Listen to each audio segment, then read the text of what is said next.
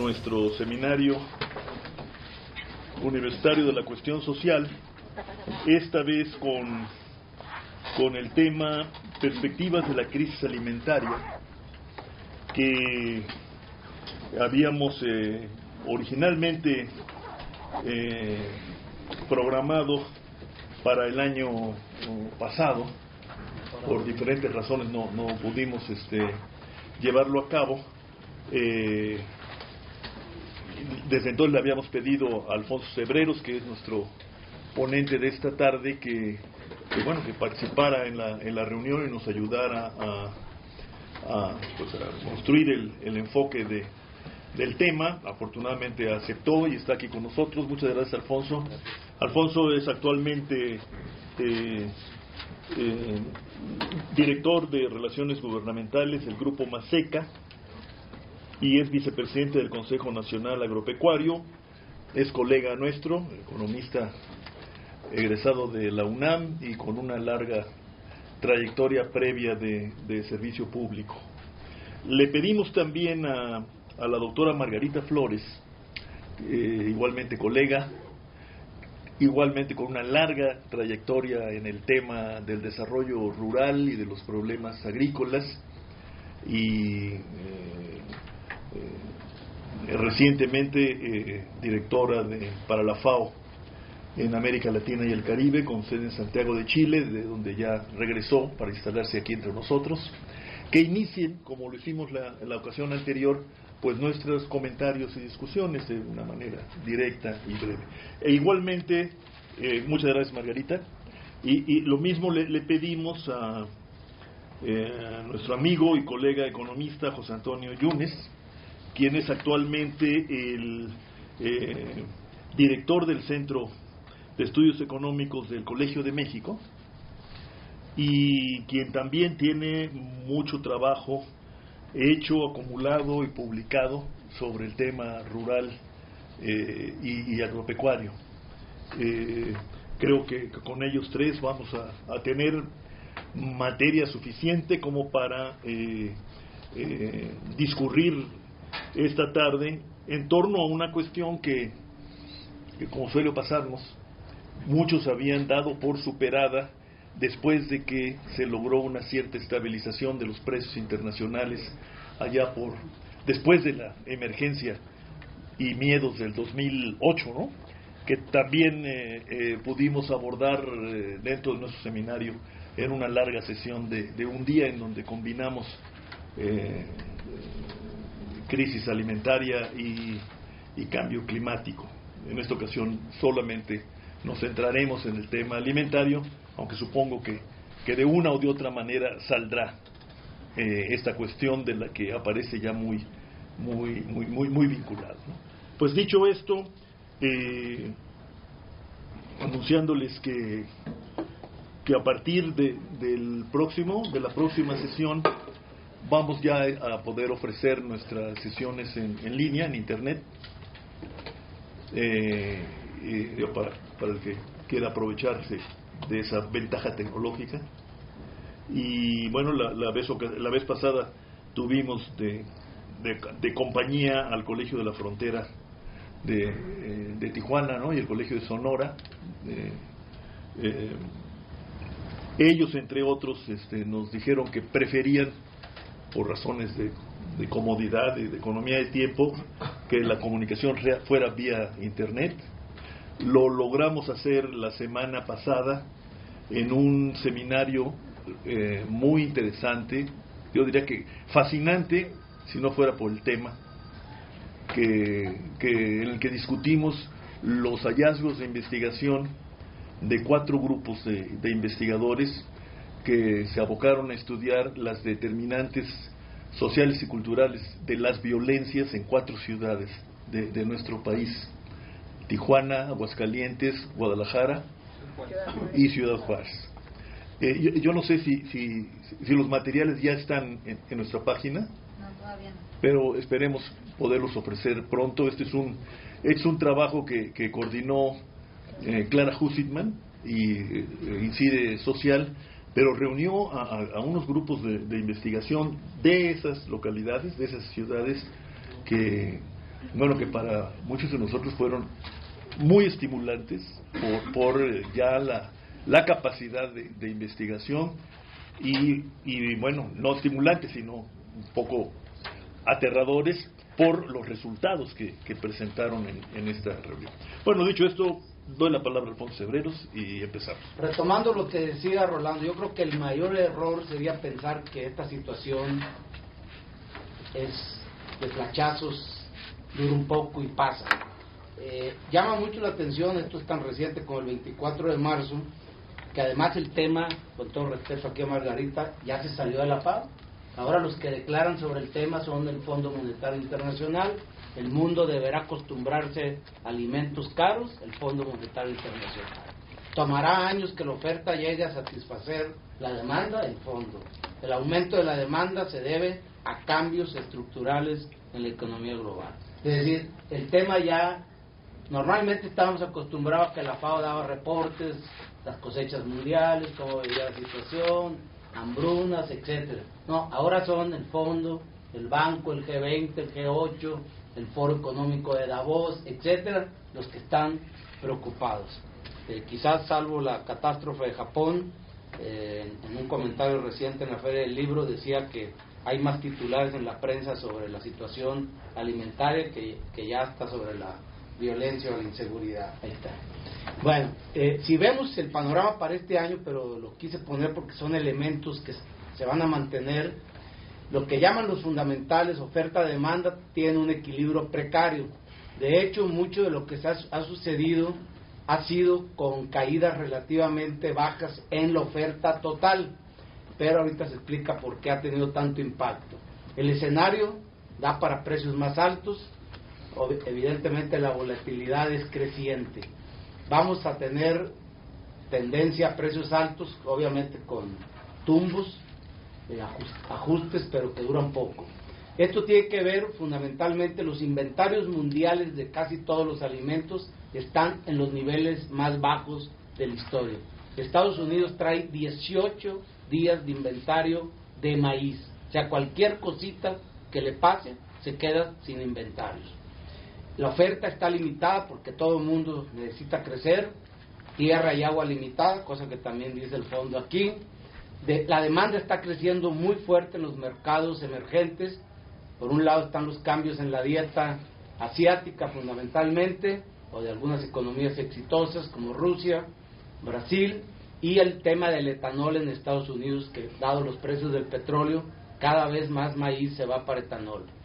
China es la que más pesa, está corta de inventarios también en todo, están comprando todo, el 60% de la soya mundial ya la compró China, y traen la sequía más grande de los últimos 60 años, el cono sur, todo lo que se llama la Pampa, incluyendo el sur de Brasil, también está con un problema debido a la Niña. El cambio climático, para efectos prácticos, lo podemos considerar ya endémico. También esto aumenta el riesgo político de intervenciones gubernamentales, que fue el caso de Rusia, canceló todos los contratos de exportación, luego le han seguido otros países o con aranceles muy altos. Pero no nomás es el tema de oferta y demanda, es también un conjunto de factores que llaman macroinfluencia, que son los cambios, la guerra de divisas, el tema de energía y el tema de especulación, que se han vuelto muy importantes.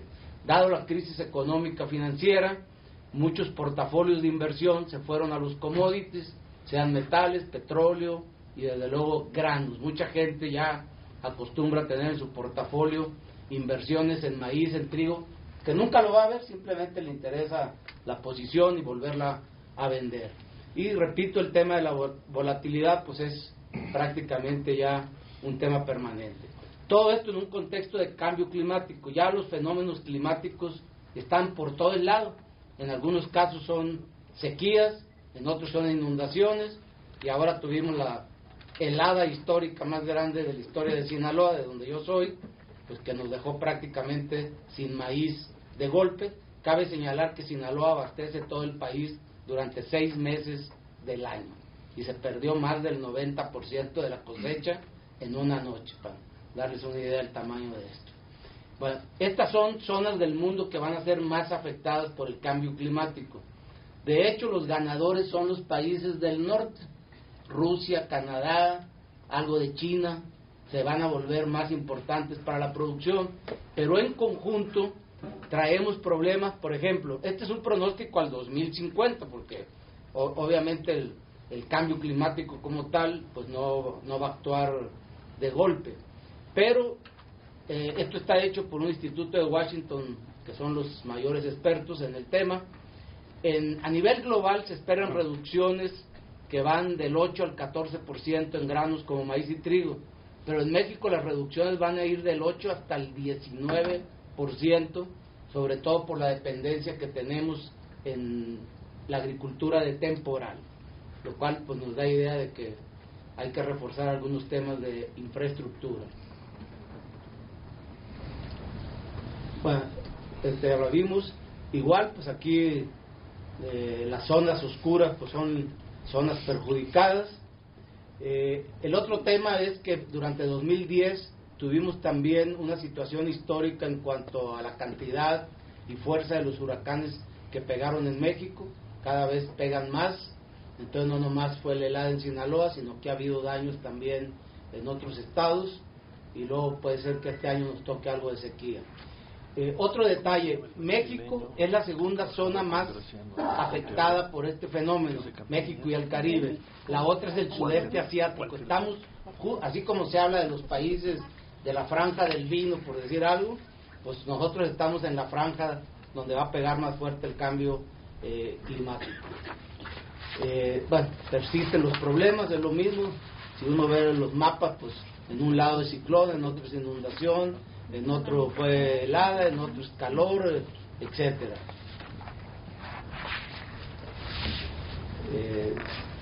Como les decía, el potencial del cambio climático es reducir rendimientos entre 10 a 25%.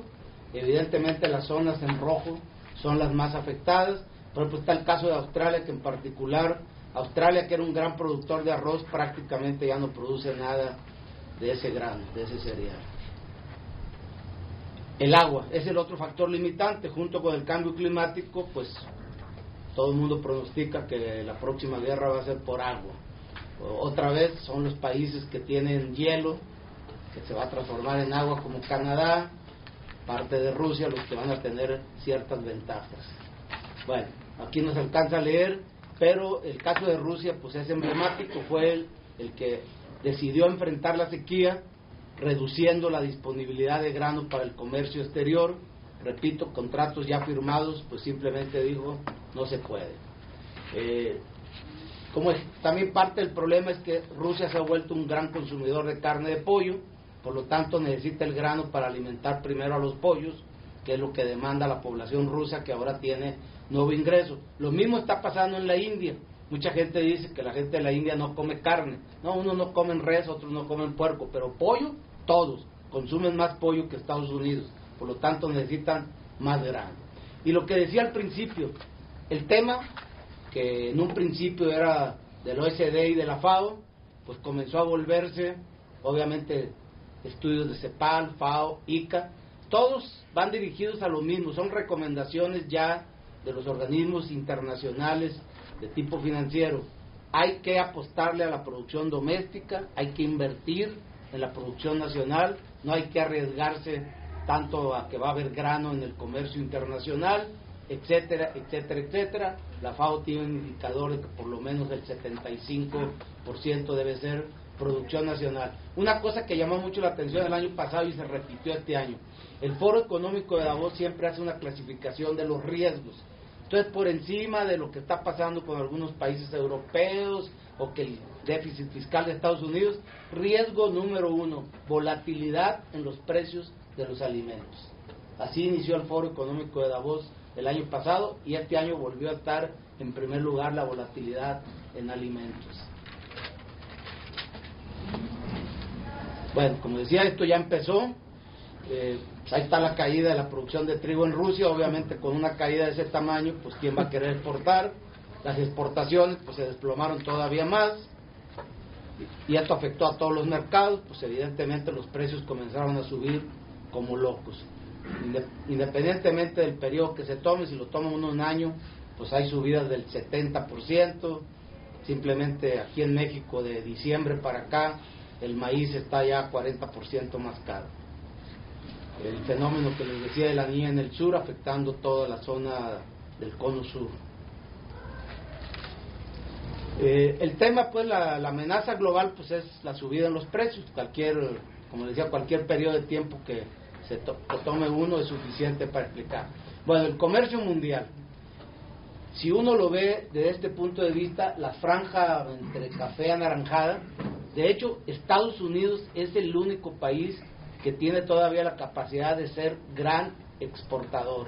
La mayoría de los países han reducido su exportación e incluso se han vuelto importadores. China llegó a exportar, ahora no deja salir nada y está comprando todo lo que puede. Asociado a otro fenómeno que ojalá hubiera estado Gustavo Gordillo, porque él lo estudió en un trabajo del Banco Mundial, países como China, Japón, Corea del Sur, otros, han comprado o rentado 8,5 millones de hectáreas en países de climas más nobles para la agricultura.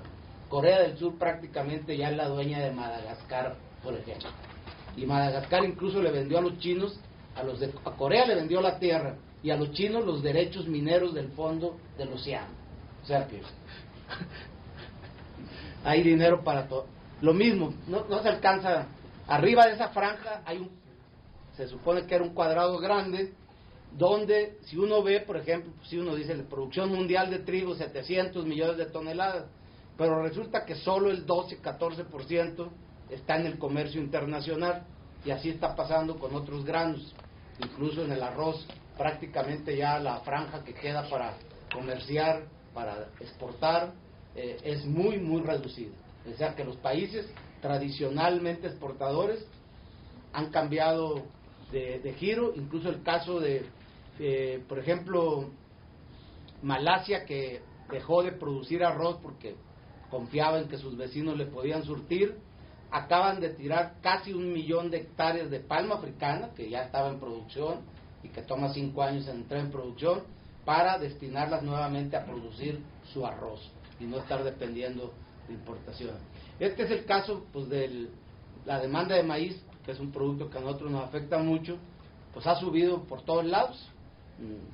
El consumo humano de maíz crece, se mantiene el consumo industrial, pero el uso para etanol es el que más está afectando los mercados. Y repito, el problema de los inventarios, cada vez, de hecho esta gráfica ya está desactualizada, se han ido reduciendo los inventarios mundiales. Aquí está lo del etanol.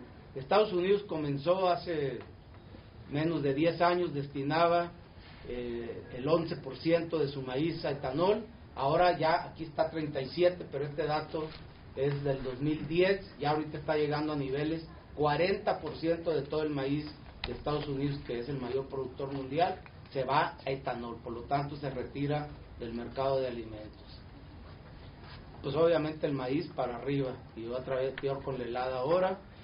Afectado también por la volatilidad del dólar, en la medida que el dólar ha perdido su valor comparado con otras monedas, pues evidentemente el que produce commodities quiere mantener un cierto poder adquisitivo. Además está ligado esto también, dado el precio del petróleo, pues suben los fertilizantes, suben los costos de energía en el campo, etcétera. Entonces eso hace que también se presionen los precios. Aquí se hablaba de la guerra de divisas, pero vamos más rápido. El riesgo al sembrar, pues también se está reflejando en el precio. Ya ahorita me habían dicho que iba a venir un diputado de la CNC y traía aquí una respuesta, porque traen un problema todavía resultado de las inundaciones en Nuevo León el año pasado. Todavía las compañías reaseguradoras no terminan de pagar, porque pues obviamente les tocó desde el terremoto que hubo en Mexicali y luego las inundaciones, traen muchos problemas para pagar. No alcanzo a leer. El dilema de China. El tema de China, puede ser. China, pues repito, la clase media en China está creciendo, quieren comer carne de diferente tipo. Segundo, están transformados. Por ejemplo, China comen mucho puerco, pero allá el puerco era una cuestión familiar. Ahora las granjas se están volviendo comerciales evidentemente se tecnifican, aumentan el número de cabezas, demandan más grano. Para darles una idea rápida, 1 kilo de pollo necesita 2 kilos de maíz, 1 kilo de cerdo necesita 4, y si quieren engordar res con grano, 8 kilos. Entonces, pues, en la medida que se come más carne en estos países, se multiplica la demanda de grano. El caso de Argentina igual. Argentina comenzó poniendo aranceles muy fuertes, eso restringió también el comercio exterior, y ahorita está pasando por una sequía también gravísima Argentina. Se calcula que va a sacar del mercado 7 millones de toneladas de maíz. En los Estados Unidos, pues sí, producen más maíz, pero cada vez el precio es más alto, lo cual es señal de lo que aquí se decía al principio. La demanda está creciendo mucho más rápido en el mundo. El uso industrial para comida humana y para semilla se ha más que duplicado en un lapso de 10, 12 años.